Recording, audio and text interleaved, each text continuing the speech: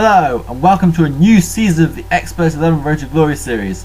If you're not familiar with this series, I've been running for over 2 years now, and in this game I'm playing the online football management game Xpert 11, and I'm trying to take a team from the very bottom division of the game, which is Division 7, all the way to the very top of the divisions. And in this case I'm playing in the Ultimate League.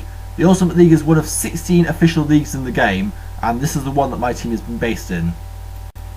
The series has been running for 8 seasons now, so now seems as good a time as any to look back at past squads and see how far we've come, as we're effectively about halfway up the ladder now towards our final goal. It's only going to get harder from here on in though. The series started back in season 29 where we were a mere Division 7 side. This was the squad we had in that season, and it was a very successful season as we finished second in the league and got promoted to Division 6.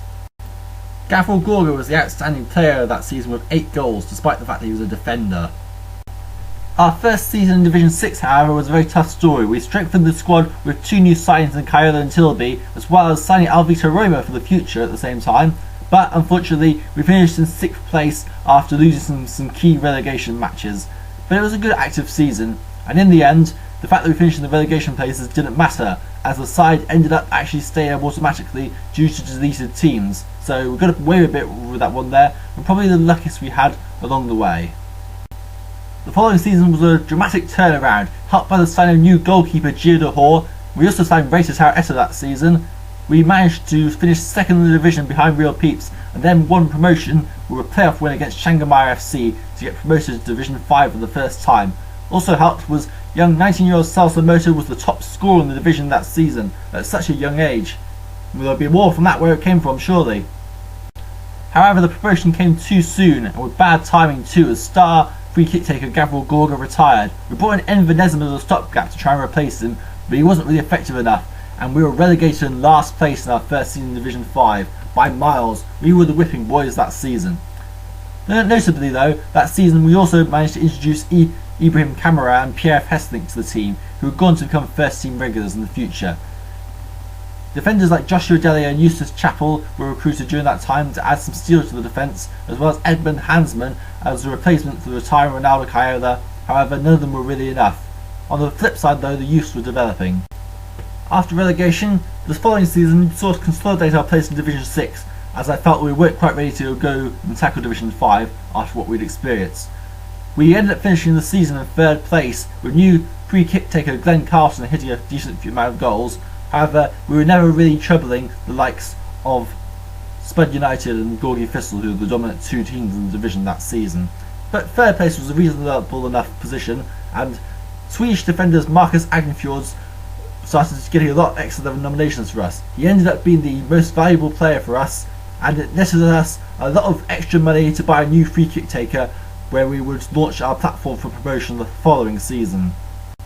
We went on a bit of a spending spree in the following season, signing several new players, including Sebastião Quimado and 13 bar defenders Pedro Miramontes and Ledley King. This, combined with the developing youths, gave us a very solid team which dominated Division 6, winning every single game and claiming the first league title in the club's history. It was a very dominant season, and it put us back up to Division 5 level, and this time we were ready to take on that level. Qamara was dubbed after just 1 season to add some extra midfield strength, and the signing of Wei Jun Er turned out to be a very good one for the club. We also signed new Irfan Ghazali, who joined during the off-season to replace the departed Endiro Zubaldia. Devin Reilly was addition the previous season to complete the back line, as well as new young midfielder Azrat Zari to try and complete the midfield. Ant Connolly also started to mature into a first-choice goalkeeper.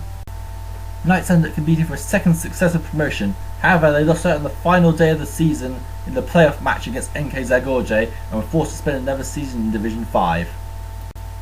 Undeterred, we signed Timothy Wagner, a 38-year-old, as our new free kick taker after the retirement of Pedro Miramontes. A bit too soon in my opinion, but oh well.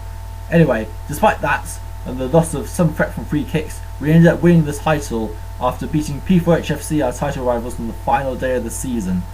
It was a very close affair between the 2 sides, but in the end it all came down to the last day, and that all decided the entire season.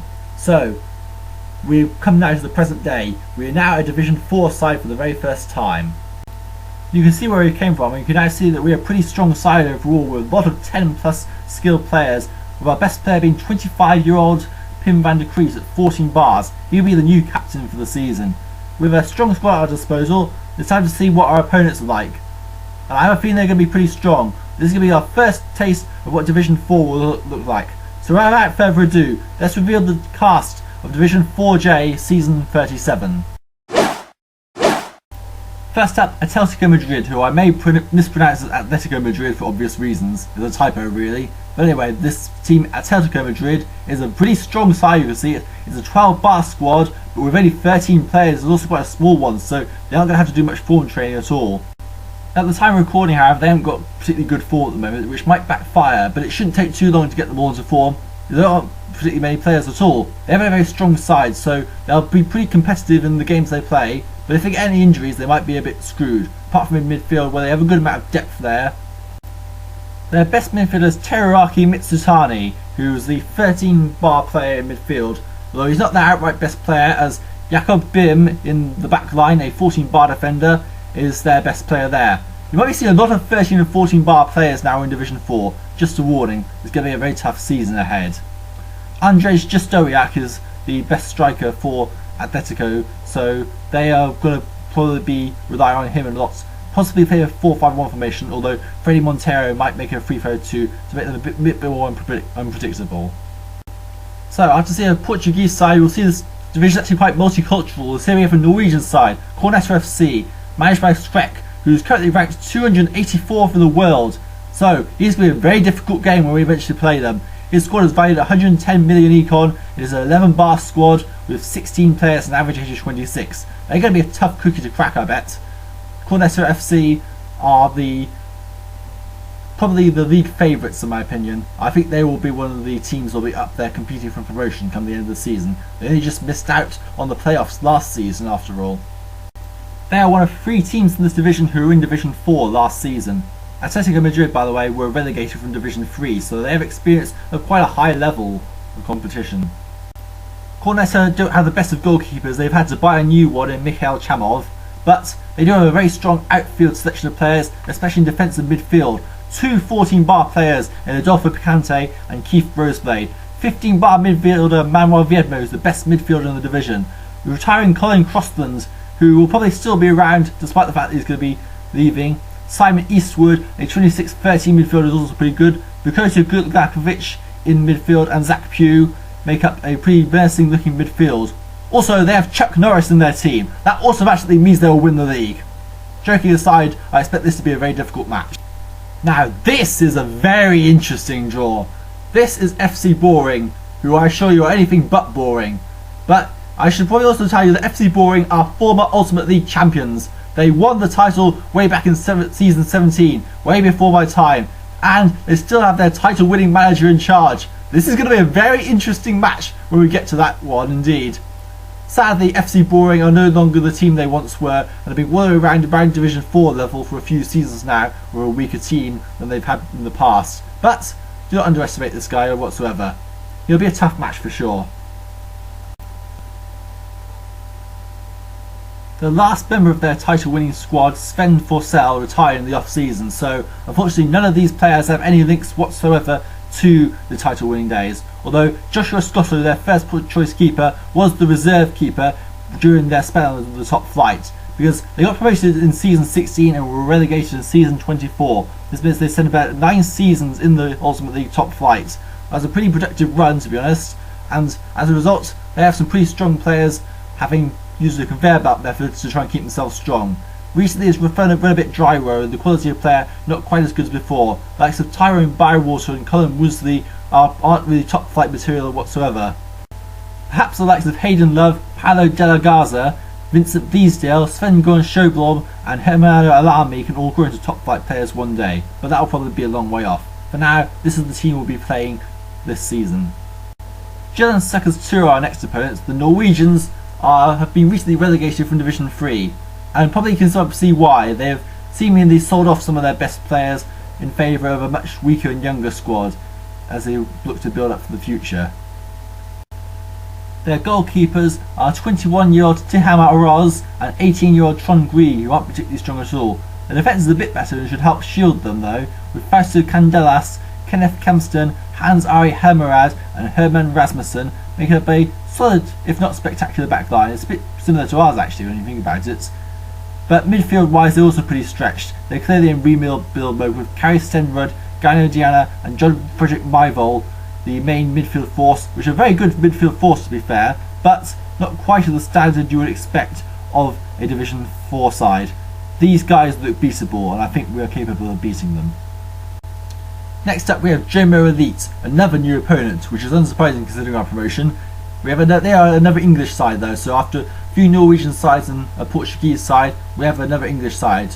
And he has a pretty good manager, I must admit. I'm actually in a private league with him, although I have yet to actually play him in a match, so this will be the first time for me. But anyway, Jomo Elite were recently in Division 3, and they have some pretty good players and a manager who's pretty solid tactics wise, so he'll be a real challenge. The only reason I don't think he'll be challenging for promotion, however, is, well, just take a look at their squad. They appear to be in the middle of a bit of a rebuild at the moment, with several young players and not very many players of quality. That said, the few players they do have are really good. Kimimara Kaguya, the 15-bar midfielder, Shin Akuma, the 14-bar striker, Cristiano Castro, the 14-bar defender, and Kutsi Oya, the Turkish goalkeeper, who's been very consistent in previous seasons and is going to be a very difficult player to score against. Generally, these are going to be a very difficult team to play, despite the fact they're in a rebuild, but I think the lack of strength in their squad might count against them for a promotion challenge. They should probably have stayed up with their manager though. Hopefully we can stay up with them as well. Now, to answer Mr. Tony Brazil's question as to whether P4HFC got promoted through the playoffs, yes they did. They beat Magic Triumph in the playoffs 2 days after losing the decisive title match against us. So we will be playing P4HFC again, and this is actually the first time that the side that's got up alongside us when we've been promoted has been put in the same division as us again. So P4HFC for the third consecutive season, and they're the only team in this division that we've played before. So you should already know what their squad looks like. Of course, they've aged since the change report and starts to look a bit stronger than it was before, so let's have a look at it. There's near the Marin goals, grew up to a 10-bar keeper, so it might be a bit more of a challenge. And they were especially a challenge for us last season. I know we beat them in the last game of the season, but we failed to beat them at home in the previous 2 seasons. So they are going to be a very difficult challenge in their own backyard. Eusebio Sierra is now a 15-bar striker, so we matched up with Rodrigo Leonardo, the already 15-bar defender, who was an absolute menace in Division 5 last season. Aside from that though, it's the same squad that was in Division 5 last season. Our final opponents are Portuguese side SC Beira-Mar, another Portuguese team in this division. They got promoted from Division 5 last season as the champions of the division right next to us, 521, so they have experience of winning division, and they are actually going to be our first ever opponents in Division 4. This is going to be an interesting match for the first game. They are a very strong, if aging side, which means they may have to use some players to reduce their average age, like Miguel Joni and Ricardo Veresi. Apart from that though, they have a vast array of strong players, including Lacoste Bazuku, Patrice Sack, Eric Jorgensen and Paulo Felipe, who make a very strong midfield, which is probably going to be stronger than ours. Felipe Chu, the powerful frontman striker, Dragan Halovic and Fabian Mook make up the defence. But their big weakness is keeper. Byron Hayward, their first choice keeper, is only 10 bars. That means that you should be able to score against him. And that is Division 4 for this season. So, Atletico Madrid, Corneta FC, FC Boring, Girona Circus 2, Genoa Elite, Knights of Sardinia FC, P4HFC and SC Beira-Mar make up Division 4J for the new season. The first round of matches sees FC Boring at home to P4HFC, Genoa Elite at home to Corneta, SC Beira-Mar at home to Knights of Sardinia FC, the battle of the 2 promoted teams, and Atletico Madrid against Girona Circus 2. So, that's it for this episode. In the next episode, we'll be playing SC Beira-Mar in our first ever Division 4 game of the entire series. See you then!